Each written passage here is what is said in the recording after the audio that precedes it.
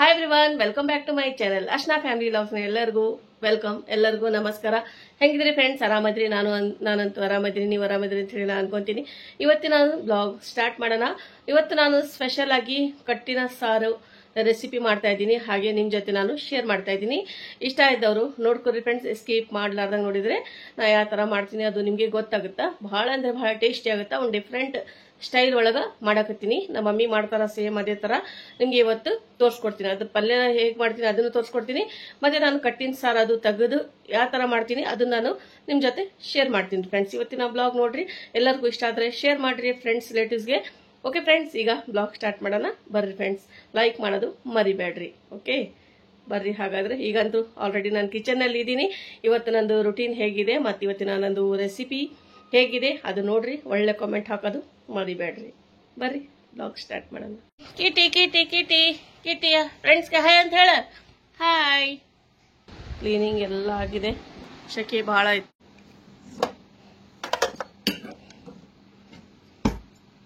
ಅವಲಕ್ಕಿ ಮಾಡ್ಬೇಕಂತ ಹೇಳಿ ಇದು ತೆಗ್ದಿದ್ದೆ. ಇದು ಬ್ರೇಕ್ಫಾಸ್ಟ್ಗೆ ಮಾಡ್ಬೇಕಲ್ಲ, ಹಾಗಾಗಿ ಸ್ವಲ್ಪ ಇದು ಸಿಪ್ಪೆ ಎಲ್ಲ ತೆಗ್ದೀನಿ. ಅವಲಕ್ಕಿ ಇಲ್ಲಿ ಇದೆ, ಈಗ ಮಾಡೋದು ಸ್ಟಾರ್ಟ್ ಮಾಡ್ತೀನಿ. ಅಂದರೆ ಇವತ್ತು ಅವಲಕ್ಕಿ ರೆಸಿಪಿ ನಾನು ಶೇರ್ ಮಾಡಲ್ಲ, ಹಂಗೆ ಭಾಳ ಸಲ ಮಾಡೀನಿ. ಹಾಗಾಗಿ ನಾನು ಸಿಂಪಲ್ ಜಲ್ದಿ ಇದು ಮಾಡ್ಕೊಂಡು ಈಗ ಬ್ರೇಕ್ಫಾಸ್ಟ್ ಇದು ಮುಗಿಸಿಂದ ಲಂಚ್ಗೆ ನಾನು ಕಟ್ಟಿನ ಸಾರು ಮಾಡೋಕೆ ಅದು ಶೇರ್ ಮಾಡ್ತೀನಿ. ಈಗ ಬರ್ರಿ ಬ್ಲಾಗ್ ಸ್ಟಾರ್ಟ್ ಮಾಡೋಣ.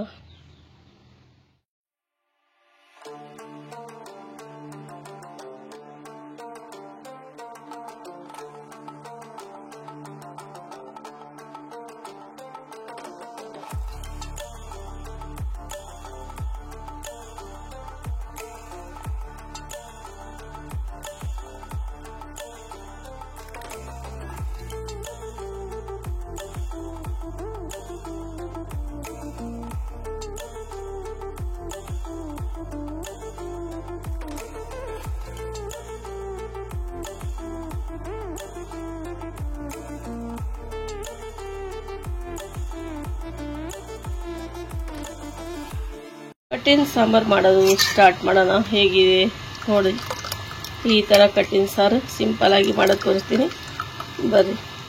ಈಗ ನಾನು ಅಲಸಂದಿ ಕಾಳು ತಗೊಂಡಿನಿ, ಇದರದ್ದು ನಾನು ಕಟ್ಟಿನ ಸಾರು ಮಾಡಕತ್ತೀನಿ.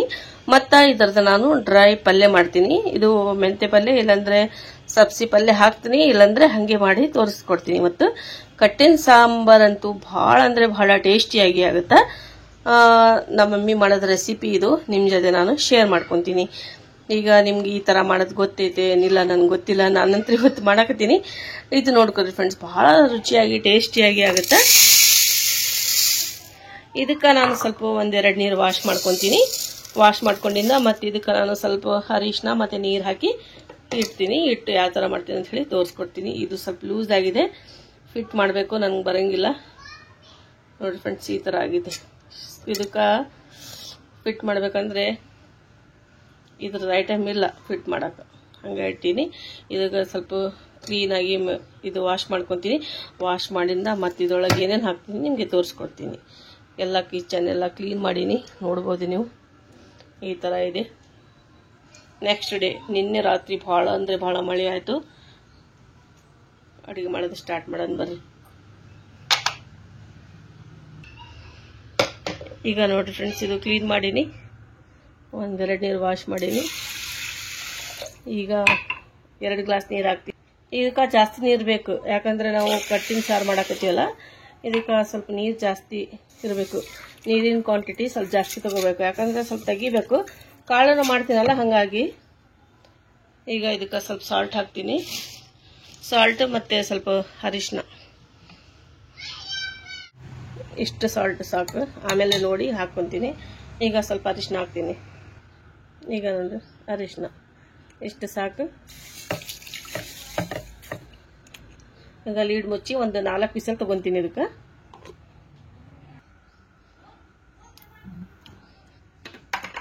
ಈಗ ಕುಕ್ಕರ್ ಇಡ್ತೀನಿ. ಇದು ಗ್ಯಾಸ್ ಆನ್ ಮಾಡೀನಿ. ಈಗ ಲೀಡ್ ಮುಚ್ಚಿಬಿಡ್ತೀನಿ. ಈ ಕುಕ್ಕರ್ ತೊಳೆಯೋ ಮುಂದೆ ನಾನು ಅರಿಶಿಗೆ ಇಡ್ತೀನಿ. ಇದು ಲೀಡಿಂದು ವಿಸಲ್ ತೆಗೆದ ಸೀಟಿ ತೆಗೆದ ತೊಳಿಬೇಕು, ಆಮೇಲೆ ನಾವು ಇಡಬೇಕು. ಇದಕ್ಕೆ ಈ ತರ ಯಾಕೆ ಮಾಡ್ಬೇಕಂದ್ರೆ ಇದು ಪ್ರೆಷರ್ ಎಲ್ಲ ಇದ್ರೊಳಗೆ ಬಂದ್ಬಿಡ್ತ. ನಾವು ಸೀಟಿ ತೆಗಿಲಾರ್ದಂಗ ಹಂಗೆ ಇದು ಲೀಡ್ ಮುಚ್ಚಿ ಅಂತ ಹೇಳಿ ತಿಳ್ಕೊರಿ, ಮುಚ್ಚಳ. ಅವಾಗ ಏನಾಗುತ್ತಾ, ಸೀಟಿ ಜಲ್ದಿ ಎಳಂಗಿಲ್ಲ ಅದು. ಇದಕ್ಕಾಗಿ ಹಿಂಗಾಗುತ್ತಾ. ಈ ಟಿಪ್ಸ್ ನಿಮ್ಗೆ ಯೂಸ್ಫುಲ್ ಆಗುತ್ತೆ ಅಂತ ಹೇಳಿ ಹೇಳಕತ್ತೀನಿ.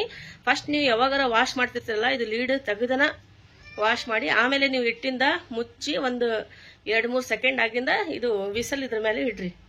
ಅವಾಗ ನಿಮ್ದು ಸೀಟಿ ಜಲ್ದಿ ಹೇಳ್ತಾವ. ಮತ್ತೆ ಕರೆಕ್ಟಾಗಿ ಏನಾರ ಅನ್ನ ಮಾಡಲಿ, ಬೇಳೆ ಮಾಡಲಿ, ಏನಾರ ಮಾಡಲಿ ಜಲ್ದಿಯಾಗಿ ಕುಕ್ ಆಗುತ್ತಾ. ಮತ್ತು ಸೀಟಿನ ಜಲ್ದಿ ಆಗ್ತಾವ. ಈಗ ನಾನು ಇದ್ರದ್ದು ವಿಸಲ್ ಹಚ್ತೀನಿ ನೋಡ್ರಿ. ತೆಗ್ದಿದ್ದೆಲ್ಲ ಈಗ ಹಚ್ಚಕತ್ತೀನಿ. ಈಗ ನೋಡ್ರಿ ಫ್ರೆಂಡ್ಸ್, ಫ್ಲೇಮ್ ಹೈ ಇಟ್ಟೀನಿ. ಈಗ ಇದು ಒಂದು 4 ವಿಸಲ್ ಆಗಲಿ. ತೆಗ್ದಿಂದ ನೋಡ್ತೀನಿ, ಇದು ಸ್ವಲ್ಪ ಲೂಸ್ ಆಗಿದೆ. ಮನಿ ಪ್ಲ್ಯಾಂಟ್ ನೋಡ್ರಿ, ಭಾಂಡೆ ಎಷ್ಟು ಇಟ್ಟೀನಿ. ಇದು ಸ್ವಲ್ಪ ಎಣ್ಣೆ ಡಬ್ಬಿ ಇದು ಕ್ಲೀನ್ ಮಾಡ್ಬೇಕಂತ ಹೇಳಿ ಇಟ್ಟೀನಿ. ಈಗ ಇಷ್ಟು ಭಾಂಡೆ ಅದಾವ, ಇದು ವಾಶ್ ಮಾಡ್ಕೊಂಡು ನಿಮಗೆ ಸಿಗ್ತೀನಿ. ಇದನ್ನು ಕ್ಲೀನ್ ಮಾಡಿಟ್ಟೀನಿ. ಮನಿ ಪ್ಲ್ಯಾಂಟ್ ನೋಡ್ರಿ ಎಷ್ಟು ನ್ಯಾಚುರಲ್ ಆಗಿದೆ. ಈಗ ಇದು ಹಚ್ಚಿನ ಒಂದು 15 ದಿನ ಆಯಿತು. ಗ್ಲಾಸ್ ಎಲ್ಲ ವಾಶ್ ಮಾಡಿ ಇಟ್ಟಿನಿ. ಕೆಳಗೆ ತೆಗೆದಿಡ್ಬೇಕೀಗ. ಈಗಿದು ಕಾಳು ಮೋಡ ನೋಡಿದ್ರೆ ನಿಮಗೆ ಖುಷಿ ಆಗುತ್ತೆ ಅಂತ ಹೇಳಿ ನೋಡ್ರಿ ಫ್ರೆಂಡ್ಸ್. ಇದು ಬಾದಾಮ್ ಗಿಡ ಅಂದ್ರೆ ನನಗೆ ಬಹಳ ಇಷ್ಟ. ನೋಡಿ ಮುಂದಿನಿಂದ ತೋರಿಸ್ತೀನಿ.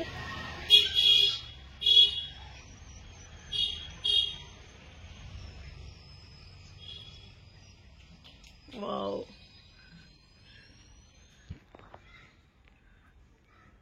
ಈಗ ಒಳಗೆ ಹೋಗ್ತೀನಿ. ಮೆಂತೆ ಪಲ್ಯ ಸೋಸ್ಕೊಂಡಿನಿ. ಇದು ಕಾಳು ಜೊತೆ ಮಾಡಕ. ಕಟ್ಟಿನ ಸಾರು ಸಪ್ರೇಟ್ ಮಾಡ್ತೀನಿ. ಇದು ಕಾಳು ಜೊತೆ ಮೆಂತೆ ಪಲ್ಯ ಹಾಕಿ ಮಾಡ್ತೀನಿ. ಸಬ್ಸಿ ಪಲ್ಯನ ಹಾಕ್ಬೋದು. ಇದು ನೀವು ಮೆಂತೆ ಪಲ್ಯ ಸ್ಕಿಪ್ ಮಾಡಿ ಸಬ್ಸಿ ಪಲ್ಯ ಹಾಕಿದ್ರೆ, ಸಬ್ಬಸ್ಗಿ ಪಲ್ಯ ಹಾಕಿ ಮಾಡಿದ್ರೆ ಸೂಪರ್ ಆಗಿ ಡಿಲಿಷಿಯಸ್ ಆಗಿ ರೆಡಿ ಆಗುತ್ತಾ. ನಾನು 2 ಹಾಕಿ ಮಾಡ್ತಿರ್ತೀನಿ ಕಾಳು. ಈಗ ನೋಡಿರಿ ಫ್ರೆಂಡ್ಸ್, ಇದು ಬೇಯಿಸ್ಕೊಂಡಿನಿ. ಒಂದು 4 ವಿಸಲ್ ತೊಗೊಂಡಿದ್ದೆ. ಈ ಥರ ರೆಡಿಯಾಗಿದೆ. ಈಗ ನಾನು ಸ್ವಲ್ಪ ಕಾಳು ಮಾಡೋಕೆ ಸ್ವಲ್ಪ ತಕ್ಕೊಂತೀನಿ. ಈಗ ಸ್ವಲ್ಪ ಇದರೊಳಗೆ ಉಳಿಸ್ತೀನಿ. ಯಾಕಂದರೆ ಕಟ್ಟಿನ ಸಾರು ಮಾಡೋಕ್ಕೆ ಬೇಕು. ಅರ್ಧ ಇದಕ್ಕೆ ಅರ್ಧ ಅದು ಸಪ್ರೇಟ್ ಮಾಡ್ಕೋಬೇಕು. ಈ ಥರ ನಮ್ಗೆ ತಿಳಿ ಸಾರು ಸ್ವಲ್ಪ ಉಳಿಸ್ಬೇಕು ನಾವು. ಈಗ ನೋಡಿರಿ ಫ್ರೆಂಡ್ಸ್, ಎಲ್ಲ ನಾನು ಟೊಮ್ಯಾಟೊ ಮತ್ತು ಈರುಳ್ಳಿ ಎಲ್ಲ ಮಸಾಲೆ ಎಲ್ಲ ಹಾಕಿನಿ. ಕಾಳು ಇದ್ರೊಳಗೆ ಹಾಕ್ತಾಯಿದ್ದೀನಿ. ಕಾಳು ಸಾಕಷ್ಟು ಸಲ ನಾನು ಇದು ಶಾರ್ಟ್ಸ್ ಒಳಗಾಗಲಿ ವಿಡಿಯೋದಲ್ಲೇ ಆಗಲಿ ಶೇರ್ ಮಾಡೀನಿ. ನನ್ನ ಚಾನಲ್ ಇದೆ ಆಲ್ರೆಡಿ, ಚೆಕ್ ಮಾಡ್ಬೋದು ನೀವು ಅಲ್ಲಿ ಹೋಗಿ ನೋಡಬೇಕಂದ್ರೆ. ಈಗ ನೋಡಿರಿ ಫ್ರೆಂಡ್ಸ್, ಈ ಥರ ಮೆಂತೆ ಪಲ್ಯ ಹಾಕಿಂದ ಒಂದು 5 ನಿಮಿಷ ಬಿಟ್ಟು ಈಗ ಮಿಕ್ಸ್ ಮಾಡ್ತಾಯಿದ್ದೀನಿ. ಬಹಳ ಡಿಲಿಷಿಯಸ್ ಆಗಿ ಆಗುತ್ತಾ, ರುಚಿಯಾಗಿ ಆಗುತ್ತಾ. ರೊಟ್ಟಿ ಪಲ್ಯ ರೈಸ್ ಜೊತೆ ಮಸ್ತಾಗಿ ರೆಡಿ ಆಗುತ್ತಾ. ಈ ಥರ ನೀವು ಇಷ್ಟ ಆದರೆ ಟ್ರೈ ಮಾಡಿರಿ. ಇದು ನಮ್ಮ ಮನೆಗೆ ಎಲ್ಲರಿಗೂ ಇಷ್ಟ. ಇದು ಕಟ್ಟಿನ ಸಾರು ಮತ್ತಿದು ಮಳೆ ಅಂತೂ ಜೋರಾಗಿದೆ. ಈಗ ನೋಡಿ ಫ್ರೆಂಡ್ಸ್, ಮಳೆ ಭಾಳ ಅರ್ಧ ತಾಸಂತೂ ಫುಲ್ ಜೋರಾಗಿ ಬಂತು. ನೋಡ್ಬೋದು, ಈಗ ಸ್ವಲ್ಪ ನಿಂತಿದೆ ಮಳೆ. ನೋಡ್ಬೋದು, ಮಳೆ ಬಂದರೆ ಒಂಥರ ಖುಷಿ ಎಲ್ಲರಿಗೂ. ಕ್ಲೈಮೇಟ್ ಕೂಲಾಗಿ ಆಗುತ್ತಾ, ಇಲ್ಲಾಂದರೆ ಭಾಳ ಸೆಕೆ ಇತ್ತು ಆಗಲೇ. ಈಗ ನೋಡಿ ಫ್ರೆಂಡ್ಸ್, ಮೋಡ ಎಷ್ಟು ಸೂಪರ್ ಆಗಿದೆ, ಮಾಷಾಲ್ಲ. ಗ್ರೀನ್ ಆಗ್ಬಿಟ್ಟಾವ ಎಲ್ಲ ಗಿಡ ಮರ. ನೋಡಿ ಫ್ರೆಂಡ್ಸ್, ಕಲರ್ಫುಲ್ಲಾಗಿ ಮಸ್ತಾಗ ಸಣ್ಣ ಗಾಳಿ ಬರ್ತಾ ಇದೆ. ಅದೇ ನೋಡ್ಕೊಂತ ಇಲ್ಲಿ ನಿಂತಿದ್ದೆ. ಈಗ ನೋಡಿ ಫ್ರೆಂಡ್ಸ್, ಇದು ಅಲಸಂದಿ ಕಾಳು ಇದು ಸ್ವಲ್ಪ ಬೇಯಿಸಿಟ್ಟಿದ್ದೆಲ್ಲ ಸ್ವಲ್ಪ ಬಿಸಿ ಮಾಡಕತ್ತೀನಿ. ಈಗ ನಾನು ಭಾಳಷ್ಟು ಕರಿಬೇವು ಇಷ್ಟಿದೆ, ಒಂದು 4 ಕಡ್ಡಿ ತಗೊಂಡಿನಿ. ಕರಿಬೇವು, ಕರಿ ಲೀವ್ಸ್. ಈಗ ನಾನು ಜೀರಿಗೆ ಹಾಕಾಕತ್ತೀನಿ. ಇದಕ್ಕೆ ಸ್ವಲ್ಪ ರೋಸ್ಟ್ ಮಾಡ್ಕೊತೀನಿ. ಈಗ ನೋಡಿ ಫ್ರೆಂಡ್ಸ್, ನಾನು ಸ್ವಲ್ಪ ಉಳ್ಳಾಗಡ್ಡಿ ಹಾಕಿನಿ, ಜೀರಿಗೆ ಮತ್ತೆ ಇದು ಕರಿ ಲೀವ್ಸ್ ಹಾಕಿನಿ. ನೀವು ಇದೇ ತರ ಮಾಡ್ತೀರಾ ಅಥವಾ ಬೇರೆ ಟೈಪ್ ಮಾಡ್ತೀರಾ ಕಾಮೆಂಟ್ ಮಾಡಿ ಹೇಳ್ಬೇಕು ನೀವು. ಇದು ಕಟ್ಟಿನ ಸಾರು ಅಂದ್ರೆ ಬಹಳ ಟೇಸ್ಟಿಯಾಗಿ ಆಗುತ್ತಾ. ಈಗ ನೋಡ್ರಿ ಫ್ರೆಂಡ್ಸ್, ಈ ತರ ಆಗಿದೆ. ಇನ್ನ ಸ್ವಲ್ಪ ಕುದಿಬೇಕು. ಕುಕ್ಕರ್ನಲ್ಲಿ ನಾನು 4 ವಿಸಲ್ ತಗೊಂಡಿದ್ದೆ. ಮತ್ತಿನ್ನ ಸ್ವಲ್ಪ ನನ್ಗೆ ಬಿಸಿ ಮಾಡಬೇಕು ಅನಿಸ್ತು, ಹಂಗಾಗಿ ಈಗ ಮಿಕ್ಸಿಗೆ ಹಾಕ್ತೀನಿ. ಈಗ ನೋಡ್ರಿ ಫ್ರೆಂಡ್ಸ್, ಈ ತರ ಹುರ್ಕೋಬೇಕು. ಇಷ್ಟು ಕೊಬ್ಬರಿ ಹಾಕ್ತೀನಿ, ಸ್ವಲ್ಪ ಹಾಕ್ತೀನಿ ರುಚಿಗೆ, ಸ್ವಲ್ಪ ಫ್ಲೇವರ್ಗೆ ಅಂತೇಳಿ ಹಾಕ್ತಾ ಇದ್ದೀನಿ. ಈಗ ಸ್ವಲ್ಪ ಕಲರ್ ಚೇಂಜ್ ಆಗಲಿ, ಹಸಿ ಸ್ಮೆಲ್ ಹೋಗುವವರೆಗೂ ಹುರ್ಕೊಂಡು ಒಂದು ಮಿಕ್ಸಿ ಜಾರ್ ಒಳಗೆ ಹಾಕಿ ರುಬ್ಬಿಡ್ತೀನಿ. ಈಗ ನಾನು ಇದನ್ನು ಕಾಳನ್ನು ಹಾಕ್ಬಿಡ್ತೀನಿ. ಇದ್ರೊಳಗೆ ಹಾಕಿ ಫೈನ್ ಪೇಸ್ಟ್ ಮಾಡೋದು. ಅದು ಅಷ್ಟು ಫೈನ್ ಬೇಡ,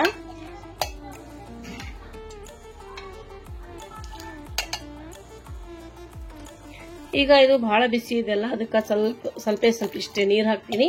ಹಾಕಿ ಇದು ಗ್ರೈಂಡ್ ಮಾಡ್ಕೊಂತೀನಿ. ಈಗ ರುಬ್ಬಿದ್ದಾಯ್ತು ಪೇಸ್ಟ್. ಈಗ ನಾನು ಹುಣಸೆಹಣ್ಣು ರಸ ಇದು ತೆಗಿಬೇಕು.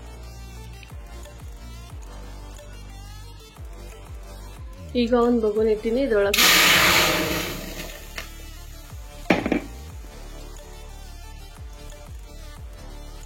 ಈ ರಸ ಹುಣಸೆಹಣ್ಣು ರಸ ಇದ್ರೊಳಗೆ ಹಾಕ್ತೀನಿ. ಹಾಕಿ ಒಂದು 5 ನಿಮಿಷ ಕುಕ್ ಮಾಡ್ಬೇಕಿದು.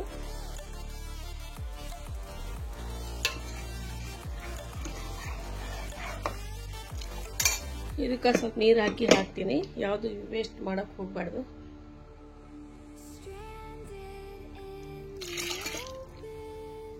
ಚೆನ್ನಾಗಿ ಮಿಕ್ಸ್ ಮಾಡ್ತೀನಿ. ಅದಕ್ಕೆ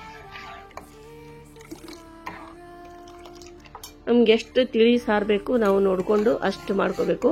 ಎಷ್ಟು ತಿಳಿ ಆಗುತ್ತೆ ಅಷ್ಟೇ ಟೇಸ್ಟಿಯಾಗಿ ರುಚಿಯಾಗಿ ಆಗುತ್ತೆ. ಈಗ 1 ಚಮಚದಷ್ಟು ಕುಕ್ಕಿಂಗ್ ಆಯಿಲ್ ಹಾಕಿನಿ. ಉಳ್ಳಾಗಡ್ಡಿ ಕಟ್ ಮಾಡ್ಕೊಂಡಿನಿ, ಈರುಳ್ಳಿ, ಈಗ 2 ಟೊಮೆಟೊ ತಗೊಂಡಿನಿ, ಈ ಥರ ಕಟ್ ಮಾಡ್ಕೊಂಡಿನಿ. ಆಯಿಲ್ ಸ್ವಲ್ಪ ಜಾಸ್ತಿನ ಬಿಸಿ ಇರಬೇಕು, ಅಂದರೆ ಜಲ್ದಿ ಸಾಫ್ಟಾಗಿ ಇದು ಟೊಮೆಟೊ ಕುಕ್ ಆಗ್ತಾವೆ. ಈಗ ನೋಡಿ ಫ್ರೆಂಡ್ಸ್, ಇಲ್ಲಿ ಸಾಂಬಾರು ರೆಡಿ ಆಗ್ತಾ ಇದೆ. ಇಲ್ಲಿ ನಾನು ಮಸಾಲೆ ಸಾಲ್ಟ್, ಚಿಲ್ಲಿ ಪೌಡ್ರ್, ಅರಿಶಿನ ಪೌಡ್ರು ಮತ್ತು ಧನಿಯಾ ಮಸಾಲ ಇಷ್ಟೇ ತೊಗೊಂಡಿನಿ. ಬೇಸಿಕ್ ಮಸಾಲೆ ಹಾಕಿದ್ರೆ ಅಷ್ಟು ರುಚಿಯಾಗಿ ಆಗುತ್ತಾ. ಯಾರಿಗೆ ಇಷ್ಟ ಆಗುತ್ತಾ ಅವ್ರು ಟ್ರೈ ಮಾಡ್ರಿ. ಇದು ರುಚಿಯಾಗಿ ಸಿಂಪಲ್ ಆಗಿ ತೋರಿಸಿದೆ ಅಲ್ಲ. ಈಗ ನೋಡೋಣ ಅದು ಯಾವ ಥರ ಆಗಿದೆ ಕುಕ್ ಆಗಿ. ಇಲ್ಲಿ ತೆಗಿತೀನಿ ನೋಡಿ. ವಾವ್, ಎಷ್ಟು ಮಸ್ತಾಗಿ ನೋಡ್ರಿ ಈ ಥರ ಕಟ್ಟಿನ ಸಾರಾಗಿದೆ. ಈಗ ನಾನು ತೋರಿಸ್ತೀನಿ ಹೇಗಿದೆ. ಈಗ ನೋಡ್ರಿ ಎಷ್ಟು ಸೂಪರ್ ಆಗಿದೆ. ಸ್ವಲ್ಪ ಸಮಯದಲ್ಲಿ ಸಿಂಪಲ್ ಆಗಿ ಕಟ್ಟಿನ ಸಾರು ಈ ಥರ ಮಾಡೀನಿ. ಎಲ್ಲರಿಗೂ ಇಷ್ಟ ಆದರೆ ಟ್ರೈ ಮಾಡಿರಿ, ಭಾಳ ಟೇಸ್ಟಿಯಾಗಿ ರುಚಿಯಾಗಿ ಆಗುತ್ತೆ. ಇದು ವೈಟ್ ರೈಸ್ ಮತ್ತು ಇದು ಕಟ್ಟಿನ ಸಾರು, ಹಪ್ಪಳ, ಸ್ವಲ್ಪ ತುಪ್ಪ ಇದ್ರೆ ಹಾಕೊಂಡು ತಿಂದು ಎಂಜಾಯ್ ಮಾಡ್ಬೋದು. ಕಟ್ಟಿನ ಸಾರು, ಹಪ್ಪಳ ಫ್ರೈ ಮಾಡ್ತೀನಿ. ಈಗ ವೈಟ್ ರೈಸ್ ರೆಡಿಯಾಗಿದೆ, ಕಟ್ಟಿನ ಸಾರು ರೆಡಿಯಾಗಿದೆ. ನಾನು ಈ ಹಪ್ಪಳ ಫ್ರೈ ಮಾಡ್ತಾ ಇದ್ದೀನಿ. ಎದ್ರಾಗ ಕಟ್ಟಿನ ಸಾರು ವೈಟ್ ರೈಸ್ ಒಳಗೆ ಭಾಳ ಟೇಸ್ಟಿಯಾಗಿ ಆಗುತ್ತಾ ಈ ಹಪ್ಪಳ ಫ್ರೈ ಮಾಡೋದು. ಮಾಡಿಂದ ಊಟ ಯಾವ ಥರ ಇದೆ ಅಂತೇಳಿ ತೋರಿಸ್ತೀನಿ. ಆಯಿಲ್ ಬಿಸಿ ಮಾಡೋಕೆ ಇಟ್ಟೀನಿ, ಹಪ್ಪಳ ಫ್ರೈ ಮಾಡ್ತೀನಿ. ಹಪ್ಪಳ ಇದೆಲ್ಲ ಸ್ವಲ್ಪ ಖುಲ್ಲ ಮಾಡಿಡ್ತೀನಿ. ಪ್ಯಾಕೆಟ್ಲಿಂದ ತೆಗ್ದಿಂದ ಸ್ವಲ್ಪ ಖುಲ್ಲ ಮಾಡಬೇಕು. ಅಬ್ಸರ್ವ್ ಮಾಡಿ ನೋಡಿ, ಸ್ವಲ್ಪ ಹಸಿ ಇರ್ತಾವ, ಅಂದರೆ ಎಣ್ಣೆ ಸ್ವಲ್ಪ ಜಾಸ್ತಿ ಹೀರ್ಕೊಳುತ್ತೆ. ಹಾಗಾಗಿ ನಾನು ಸ್ವಲ್ಪ ಈ ಥರ ಇಡ್ತೀನಿ. 1-2 ನಿಮಿಷ ಇಟ್ಟು ಆಮೇಲೆ ಫ್ರೈ ಮಾಡಿದರೆ ಎಣ್ಣೆ ಜಾಸ್ತಿ ಹೋಗಲ್ಲ, ಉಳಿತಾಯ ಆಗುತ್ತಾ ಆಯಿಲ್. ಈಗ ನೋಡಿ ಫ್ರೆಂಡ್ಸ್, ಈ ಥರ ತೆಗ್ದೀನಿ. ಆಯಿಲ್ ಬಿಸಿಯಾಗಿದೆ, ಮಾಡಿ ಸಿಗ್ತೀನಿ. ಫುಲ್ ರೆಸಿಪಿ ವಾಚ್ ಮಾಡಿದವ್ರಿಗೆ ಗೊತ್ತಿರುತ್ತೆ, ಯಾಕಂದರೆ ಇವತ್ತು ನಾನು ಈ ರೆಸಿಪಿ ತೋರಿಸ್ತೀನಿ. ಎಲ್ಲರಿಗೂ ಇಷ್ಟ ಆದರೆ ಒಳ್ಳೆ ಕಾಮೆಂಟ್ ಮಾಡೇ ಮಾಡ್ತೀರಿ. ಈಗ ನೋಡಿ ಫ್ರೆಂಡ್ಸ್, ಹಪ್ಪಳ ಫ್ರೈ ಮಾಡಕತ್ತೀನಿ. ನಾವು ಕಟ್ಟಿನ ಸಾರು ಮತ್ತು ಹಪ್ಪಳ ಇದು ವೈಟ್ ರೈಸ್ ಜೊತೆ ಎಂಜಾಯ್ ಮಾಡಕತ್ತೀವಿ. ನಿಮಗೂ ಇಷ್ಟ ಆದರೆ ಟ್ರೈ ಮಾಡಿರಿ, ಭಾಳ ಅಂದರೆ ಭಾಳ ರುಚಿಯಾಗಿ ಆಗುತ್ತಾ, ಟೇಸ್ಟಿ ಆಗುತ್ತಾ. ಈಗ ನಾನು ಡಿಶ್ ಔಟ್ ಮಾಡ್ತೀನಿ. ನೋಡಿರಿ ಫ್ರೆಂಡ್ಸ್, ಬಿಸಿ ಬಿಸಿ ಅನ್ನ, ಕಟ್ಟಿನ ಸಾರು ಇದ್ದರೆ ಏನಂತೀರಿ, ಅಷ್ಟು ರುಚಿಯಾಗಿ ಆಗುತ್ತಾ. ಇದರ ಜೊತೆ ಹಪ್ಪಳ, ಸ್ವಲ್ಪ ತುಪ್ಪ ಹಾಕ್ಕೊಂಡು ತಿಂದರೆ ಅಷ್ಟು ಮಜಾ ಬರುತ್ತೆ, ಅಷ್ಟು ಟೇಸ್ಟಿ ಆಗುತ್ತಾ. ಮಾಷಾಲ್ಲ, ಸೂಪರ್ ಡೆಲಿಷಿಯಸ್ ಆಗಿ, ಅಲ್ಟಿಮೇಟ್ ಆಗಿ, ಮಸ್ತಾಗಿ ರೆಡಿಯಾಗಿದೆ ಲಂಚ್ ಇವತ್ತಿನ. ಇಷ್ಟ ಆದರೆ ನೀವು ಟ್ರೈ ಮಾಡಿರಿ, ನಿಮ್ಮ ಮನೇಲಿ ಮಾಡಿಕೊಡ್ರಿ, ಇಷ್ಟಪಟ್ಟು ತಿಂತಾರೆ, ಖುಷಿ ಆಗ್ತಾರೆ. ಓಕೆ, ಟೇಕ್ ಕೇರ್, ಬಾಯ್. ಮತ್ತೆ ಸಿಗೋಣ ಇಂಥದ್ದೇ ಒಳ್ಳೆ ಬ್ಲಾಗ್ನಲ್ಲಿ. Bye friends.